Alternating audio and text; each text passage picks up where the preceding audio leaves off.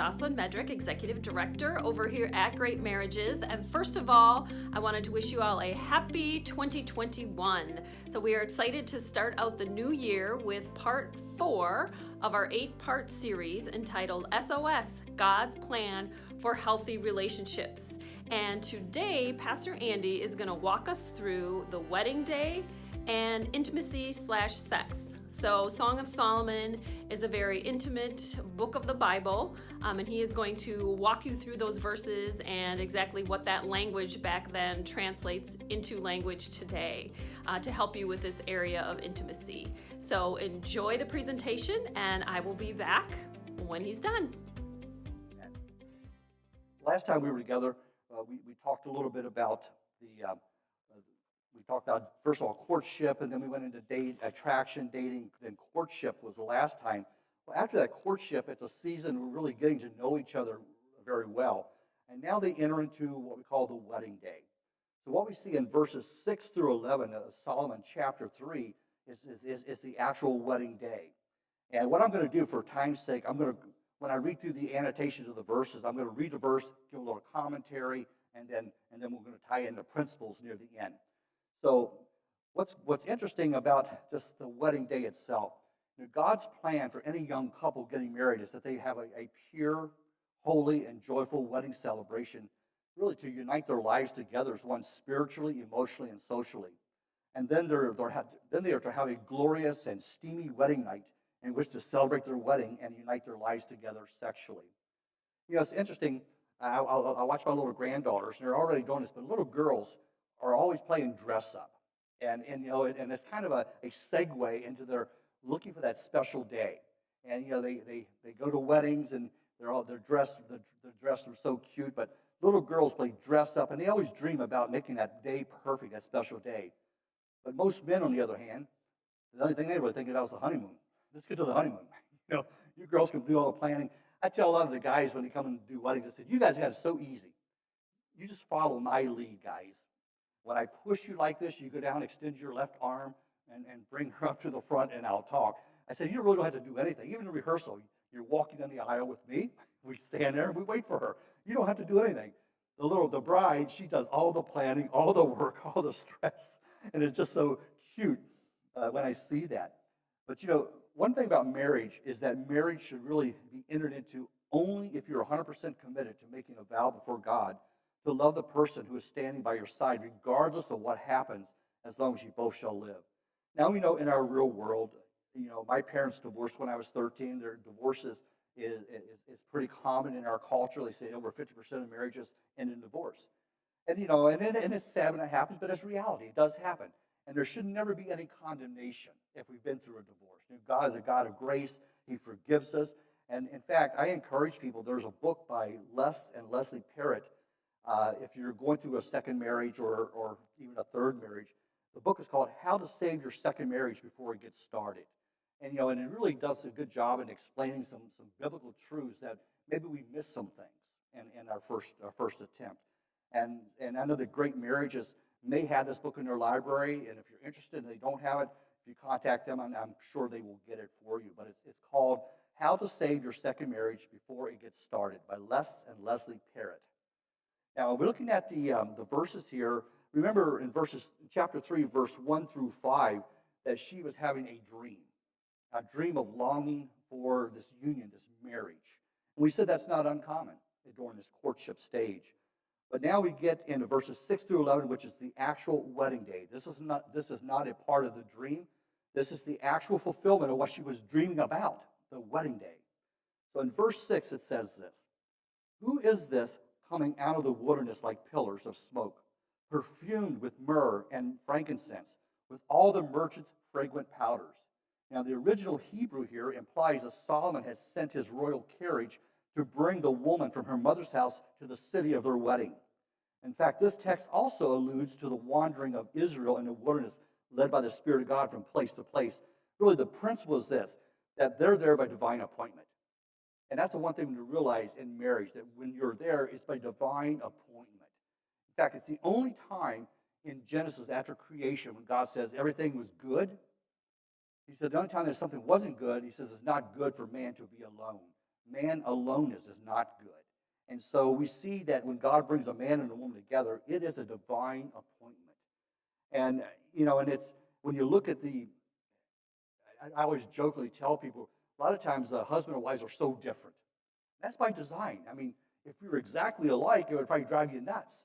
But it's that difference that God uses to kind of shape you and to mold you and to bring you to the place that he wants to bring you, to use you for his glory. And that's why a lot of times when he brings couples together, that they are so completely different. But as we spend time together, we get more and more alike. My wife can complete my sentences for me. In fact, she can even say, we're driving to church, and it's funny. She'll make a comment about something, and I go, I was just thinking that. So we've been married almost 40 years, and it's just funny how the things that we are drawn to are very similar, but as the years, it's just kind of becoming that one flesh, that merging together. And so we see that the principle here is that we are there by divine appointment. In verses 7 through 8, behold, it is Solomon's couch with 60 valiant men around it. Of the valiant of Israel, they all hold swords, being experts in war. Every man has his sword in his thigh because of fear in the night. This here basically is saying that she is safe and secure with Solomon's royal guards. He went to bring her to him. And Solomon wanted to make sure that she would get there safely, that she would feel comfortable and secure. So he sends some of his inner circle, the guards of his royal army, to bring her to the wedding day. In verses 9 through 10, of the wood of Lebanon, Solomon the king made himself a palanquin. Now, a palanquin is simply a portable enclosed type couch. Now, he made its pillars of silver, its support of gold, its seat of purple, its interior paved with love by the daughters of Jerusalem. Again, this speaks of security, solidarity, wealth, beauty, and royalty. Verse 11, go forth, O daughters of Zion, and see King Solomon with the crown with which his mother crowned him on the day of his wedding, the day of the gladness of his heart. Now, this is not Solomon's coronation day, because only the high priest could ordain him to be a king. But this is his mother doing this. And what this is basically saying, this speaks of his recognition as the future king. David had made the comment that Solomon would be his heir, that Solomon would be king after David had passed. Now, at this time, David is bedridden, and then Solomon was announced as the successor king. So what this really shows is the royal approval of the union, that David and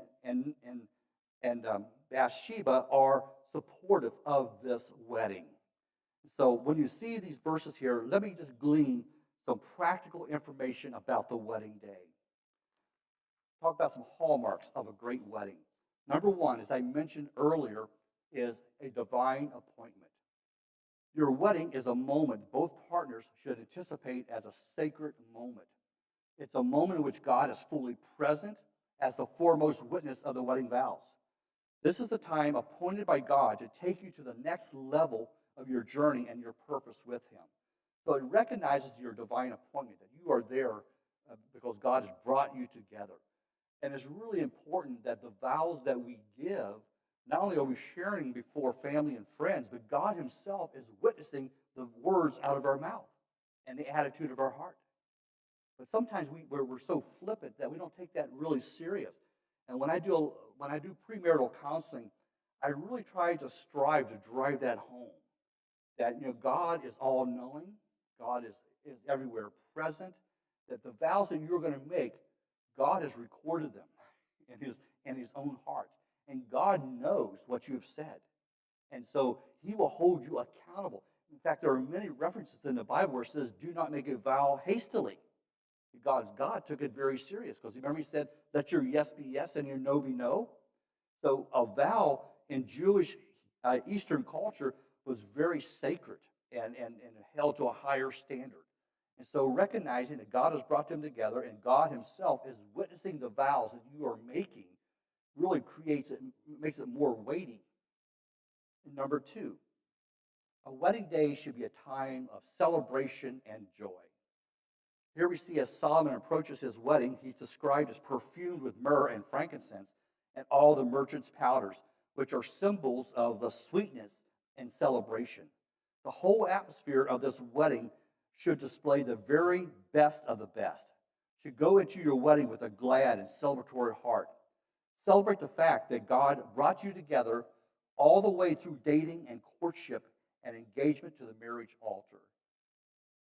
You know, a few years ago, I actually did a wedding for a relative, and they were attending another church, and the bride and groom had went through premarital counseling from this other pastor and so forth. And it was really sad because the day of the wedding, this young lady was in tears. I mean, she it wasn't happy tears. It's like I'm being forced to do this, and it just broke my heart. And every time I would try to engage her, ask her, "Are you okay? Are you sure you even want to do this?" And sadly, they're divorced. You know, they have one child and now divorced. He was a military guy, but I could tell in my spirit it wasn't a celebration. There was no joy, and I just knew in my heart of hearts, because this is a relative of my wife's, and I just knew that this is not going to work. And how sad is that to go into this day, which is supposed to be a time of celebration and joy, to be heavy in heart of this union. The third thing that makes a marriage great is a supportive atmosphere. A very supportive atmosphere. We see that in verses 7 through 8. Solomon did not go at his wedding alone. In fact, your wedding ceremony should bear a sense of security, safety, protection, and solidarity. You need the support of those who share in your values and your belief system. That's critical. You should invite the people that share in your values and your belief system. Choose godly people for your wedding party that will support you fully in your vows you make. In fact, those who witness your marriage should be like a holy hedge of protection around you and your wife, keeping you focused towards each other inside the circle of matrimony and keeping anybody who might try to destroy your marriage outside. When I do a wedding, I walk down with the groom, and then the dad will walk. Generally, traditionally, if the dad is still alive, is still involved, he'll escort his daughter down, and then he'll give her to the groom. And then once they're standing in front of me, the whole wedding party is standing up there. They're all feathered out on both sides of me, and the people are there. And I will say something like this: "Hey, we want to just welcome you here today. Today is such a special day. God is present here to witness the vows that this couple is going to exchange. But more importantly, that you need to realize that you are here by invitation. There's no wedding crashers here. You're here by invitation because you have a special place in the heart of this bride and groom. They love you and they value you. So you're here because of that. And you, the attendants, you are the inner circle. You happen to know the bride and groom better than anybody else. And your job, your responsibility is to hold them accountable to the vows they're about to make. You are to pray for them on a daily basis. You are to be a resource, a refuge for them if they go through a tough time, a struggle. You need to be accessible to help them through that. And so I give everyone involved that's there at the wedding party. Of course, I always make a comment that we got the makings of a great wedding. We had a beautiful bride, good-looking groom, and a dashing pastor. I mean, what more could we want in a wedding? Because they're so tense that I try to break it up. You know, that they're so rigid. So I'm trying to get them loose a little bit. And we've had some really good weddings. So we see that it's important that they have a supportive atmosphere. Number 4, it's marked by strength, verses 9 and 10 of chapter 3. A key ingredient of a great wedding is a strong groom. Women are drawn to strength and security. Since men are generally the initiators, I believe it's a man's responsibility to demonstrate restraint when passion is aroused. In fact, to me, that speaks volumes of his value, love, and respect for his bride, and it will convey a message of trust and faithfulness. So I think that's really, really important that the man leads by, and especially in the area of spiritual leader, that he takes the initiative. And because there are so many times that, I mean, especially in the courtship stage, you're almost to the finish line, so to speak, and it's so easy to cross that line.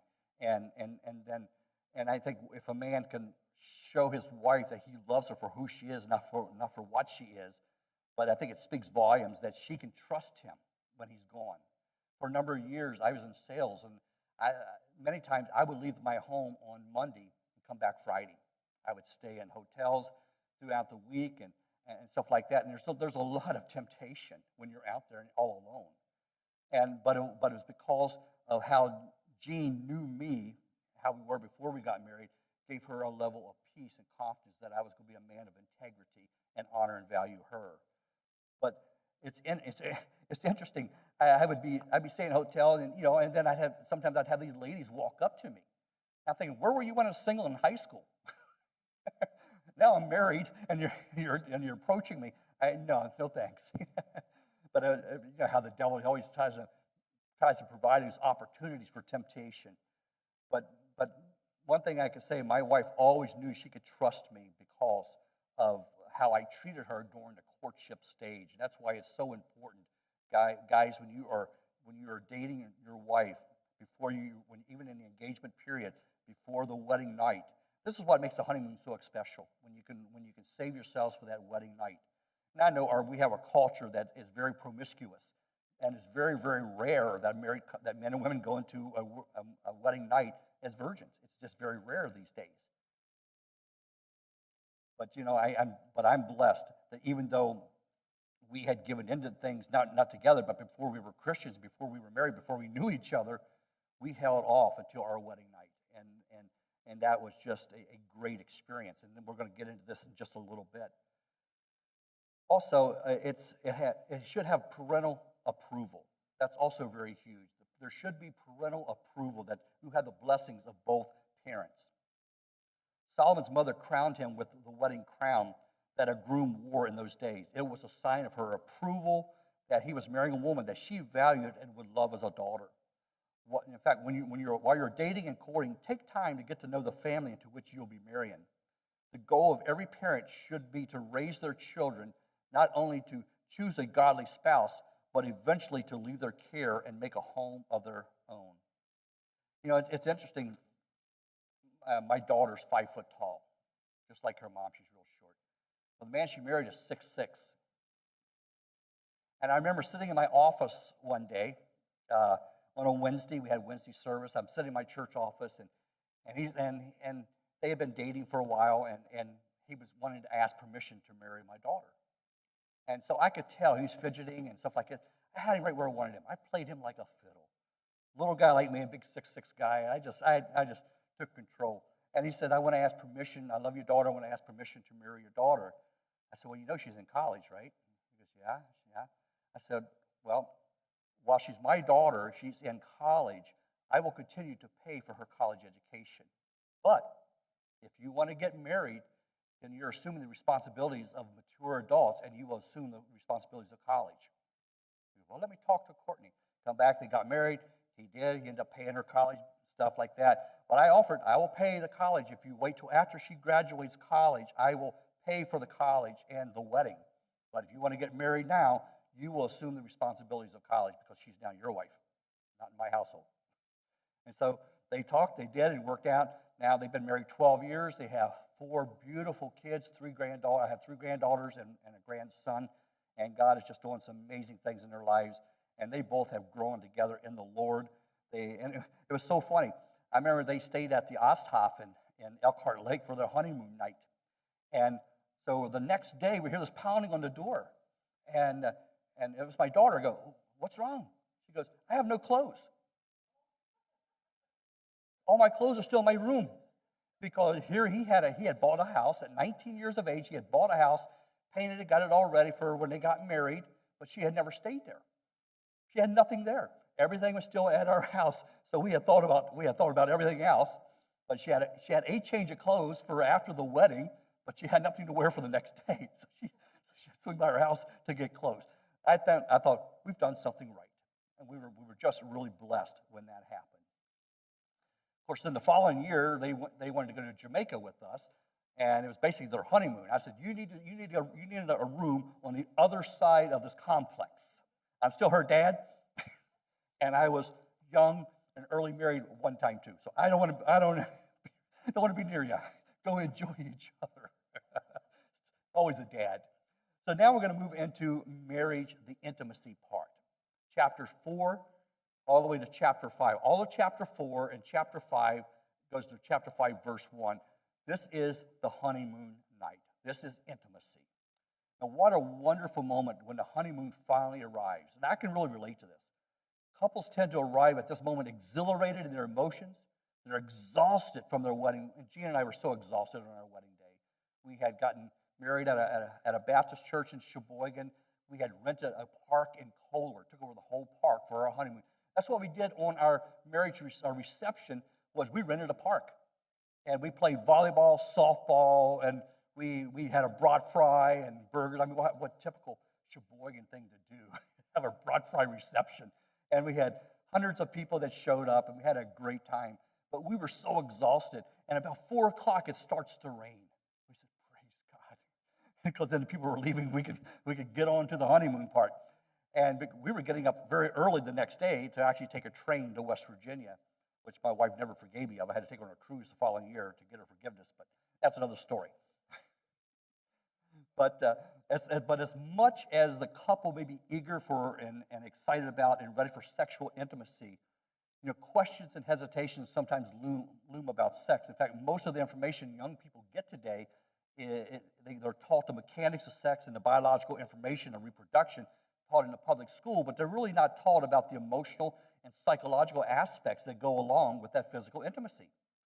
So many people within the church seem to be wounded emotionally and psychologically by issues and problems that are related to sexual intimacy, and yet most in the church do not want to talk about sex.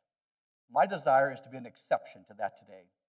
And I want to provide you with some valuable information that will bring about healing in your life as well as equip you to help other people. So looking at chapter 4, verse 1, I'll read the verses and I'll give a little commentary on those, and then we'll talk about some of the practical applications of this. We're going to talk about some principles of having great sex. Number 1, verse 1, behold, you are fair, my love. Behold, you are fair.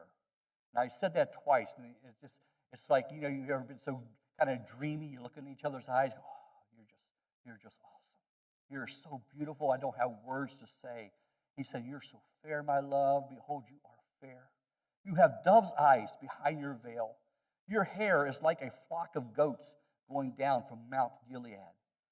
What Solomon is doing, he's telling her how beautiful she is. He praises her from head to toe. And this clearly reveals his wisdom because he knew that sex for a woman always begins at her mind. In fact, that is a woman's most sensitive sexual organ is her mind. Nothing calms a woman's fears and excites her passion as much as having a man tell her how wonderful she is. He appreciates her and he values her and he acknowledges her and he builds her up. He looks into her eyes, which is her soul, as a prelude to exploring her body. He begins to undress her, starting with her wedding cap, as her hair flows down her neck and shoulders, and is described as a flock of goats bounding down the mountains. Just the language they use, it's so funny, it's very humorous. And again, this doesn't mean that men do not want to be complimented, because men do. I mean, that's a part of us as men. We need that recognition because it's vital for us feeling that we're being respected. But in this context, this is foreplay. It is important that a woman feels that she is valued for more than her body. And that's what he's done. She has given him permission to explore her, and he is in awe of her beauty. And you got to realize they're very young yet, even in their late teens, early 20s at this point. Verse 2, your teeth are like a flock of shorn sheep, which have come up from the washing.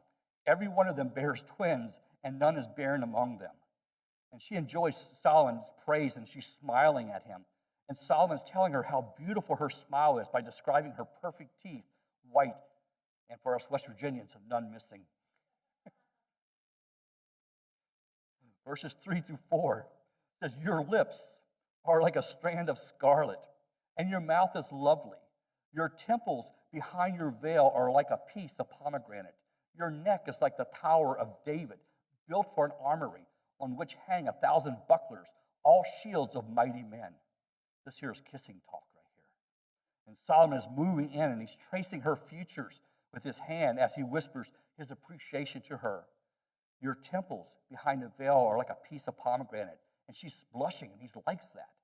And he can sense the tingling in her body as he touches and responds to his close presence. And he now moves down to her neck, where he describes her necklace as looking like a Tower of David. She was standing tall, and as was the custom back then, she's wearing a large necklace to depict her beauty and her dignity. And she was enjoying and approving of Solomon's gentle exploration. And we see Solomon here being very romantic and very sensual. He didn't jump out of the chariot and run into Hotel Jerusalem and overwhelm the woman with his desire, but he's gentle with her. He dealt with her tenderly. He spoke to her, he kissed her, and he made her feel special and desirable.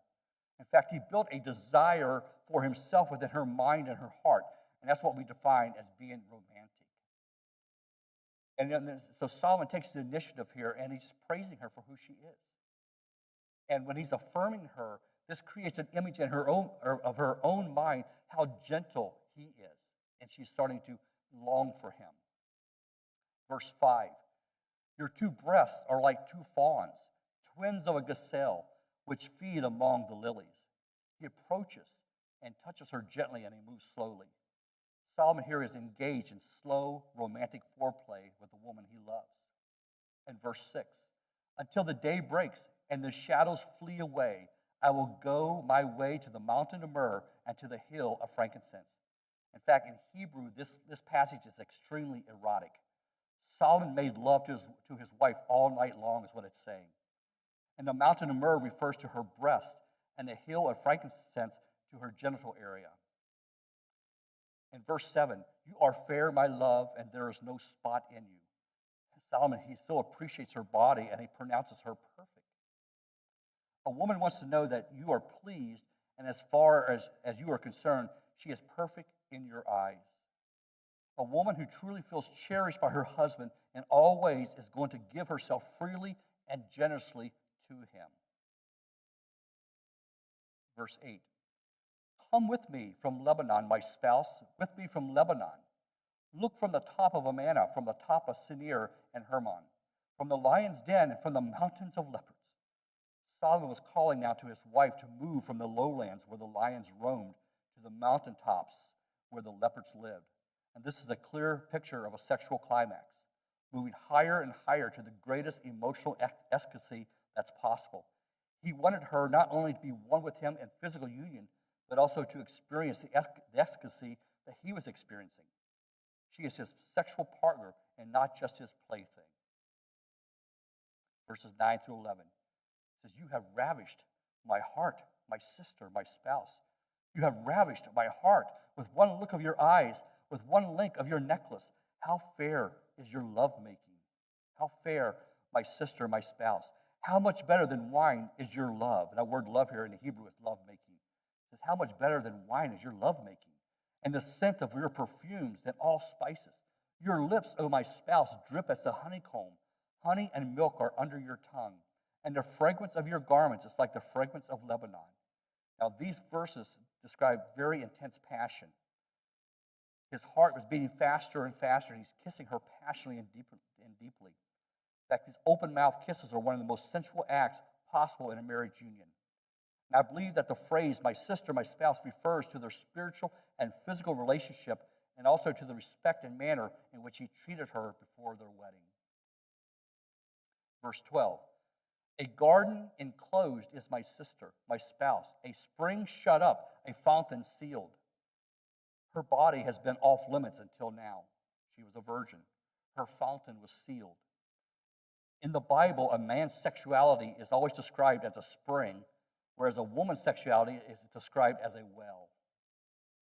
Verses 13 through 15.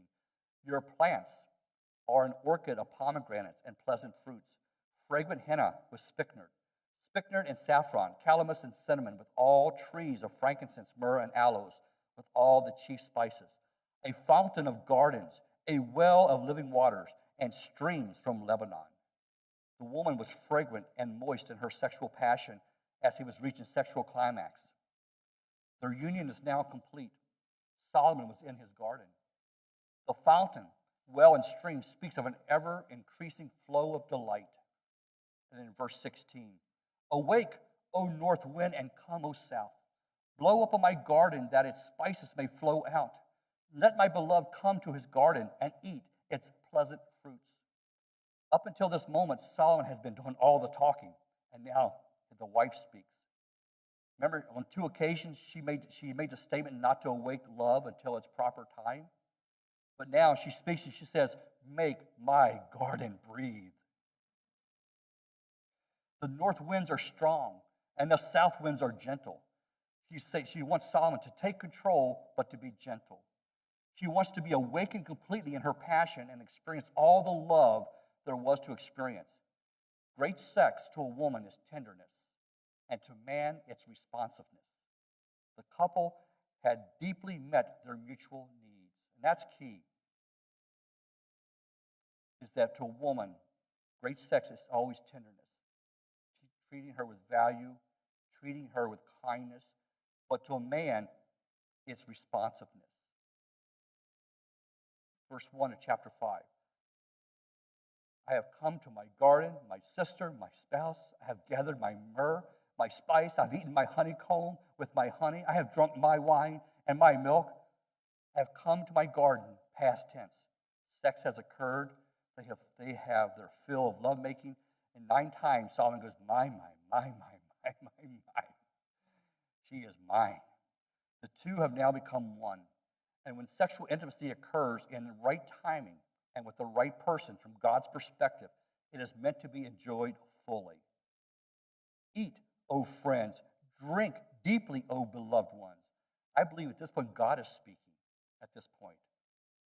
I believe God is speaking at this point. He says, enjoy the gift I have given you. Because sex is supposed to be a celebration. It is supposed to be one of the greatest gifts next to our salvation that God has given us. It is that coming together, becoming one flesh, becoming the people that God has brought us together for. We are to enjoy each other. This is what Solomon is depicting here. And I believe God says, eat, O friends, drink deeply, O beloved ones. Enjoy this. Now let me share with you some principles for having great sex. Number 1, understand the difference between men and women. Now I'm not talking about just physical. There's an emotional difference between men and women as well. Gary Smalley once said, men are microwaves, women are crock pots. A man can have sex anytime, any place, and for him, sex is just intermission. A woman heats up slowly and needs tenderness to be ready for sex. Foreplay can be verbally and playful hours before the bedroom. But most men, you just time and spot. We're there. We're ready to go. We're like microwaves. Boom, we're set to go. But guys, we have to realize that our mates feel like they're being used as a plaything and not as a valued person.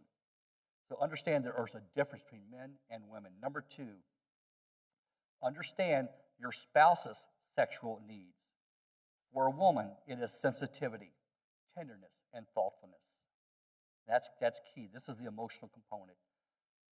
Your spouse's sexual needs. For a woman, it's sensitivity, tenderness, and thoughtfulness. For a man, it's responsiveness. No man wants to make love to a willing victim. Some women will go through the motions because they feel an obligation or a duty instead of a celebration. And if there's not that responsiveness there, a man feels unfulfilled, incomplete. But in order for a man to get the responses from the woman, he has to be sensitive, tender, and thoughtful. So it works both ways. It's not just one or the other. It's coming together. Number 3, start early.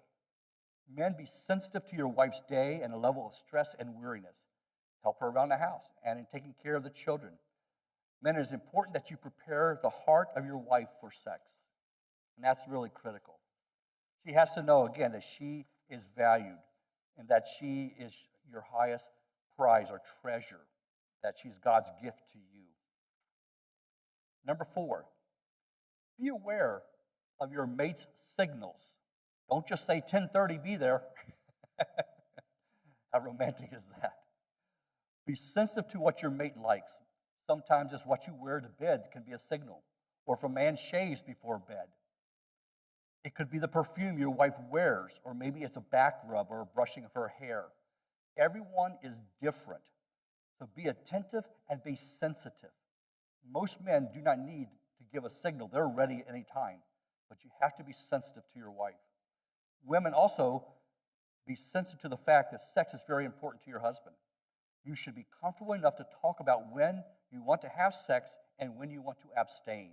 There should be enough feeling secure in the relationship that you can have that conversation.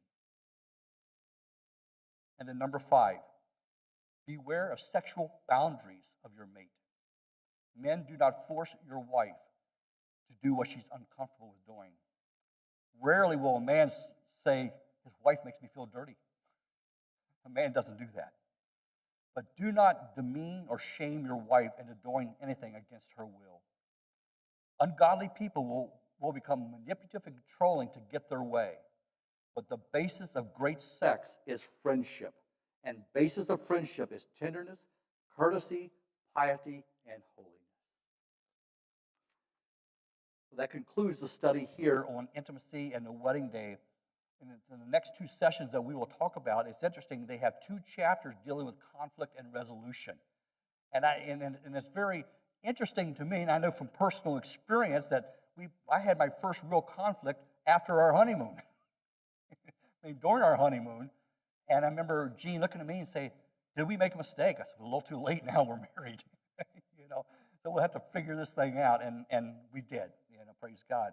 But it's not uncommon to have an outstanding romantic honeymoon, and then conflict comes right in because the enemy wants to destroy that. I mean, that's Satan's primary objective is to destroy the family unit by destroying husbands and wives. Because if he can break down the family unit, it takes away our strength as believers. Because you see, it's the union between husband and wife that depicts the union between Christ and his bride, the church. That's why Christ says, husbands, love your wives as Christ loved the church and gave himself for it. This is why I believe the enemy works overtime to destroy marriages, because this is so representative of how the relationship between Christ and his church is supposed to be. This is why the enemy works overtime to destroy our marriages. The Bible also says we are not ignorant of the enemy's devices. So let's be aware of what the enemy's strategy is. And let's put him in his place by standing firm on the promises of God's word that says what God has brought together, let no man put it asunder. Amen? Let's pray. Father, in Jesus' name, I thank you for your word. I thank you for those that have come out to hear this. And I just pray for those that are with great marriages that are listening to this material. I pray that it will bring balance and understanding in their relationship, that it will heal maybe some things in their lives that maybe have been misconstrued. So, Father, bring grace and peace to every family and every man and woman that listens to this message in Jesus' name. I hope you enjoyed that presentation as much as I did. Just a few things that I jotted down that I would love to reiterate to you. Men and women are different. Big shocker there, right? We're different physically, we're different emotionally. Generally, we can say that women are more emotional and have the need for emotional support more than men do, to talk about their feelings, things like that. And men are more visually turned on.